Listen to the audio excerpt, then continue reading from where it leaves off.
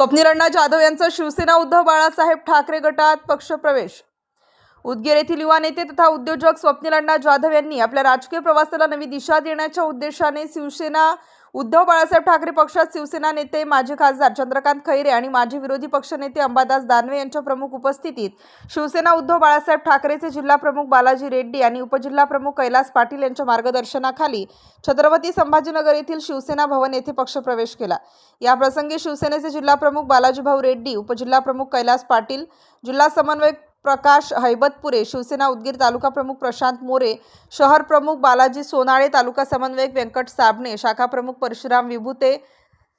तालुका सचिव अरुण बिरादार, माजी शहर प्रमुख मुन्ना पांचाळ, उपशाखा प्रमुख माधव शेल्हाळे,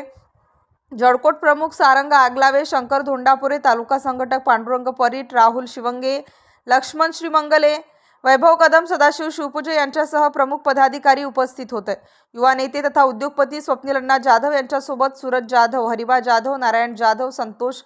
आडतराव, मारुती जाधव, अमर मोरे, अमोल जोंधळे, शिवानंद सोमवंशी, बालाजी भोसले, अंगद बिरादार, दीपक भोसले, सचिन डावळे यांच्यासह स्वप्नील अण्णा जाधव युवा मंचच्या सर्व शाखा प्रमुख आणि पदाधिकाऱ्यांनी जाहीर प्रवेश केलाय। स्वप्नील अण्णा जाधव यांच्या शिवसेना उद्धव बाळासाहेब ठाकरे पक्षात प्रवेश केल्याने महाविकास आघाडीला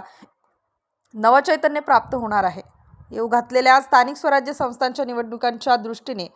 स्वप्नील अण्णा जाधव यांचा हा प्रवेश अत्यंत महत्त्वाचा आणि महाविकास आघाडीला बळ देणारा ठरणार आहे, अशी चर्चा राजकीय वर्तुळात सुरू आहे।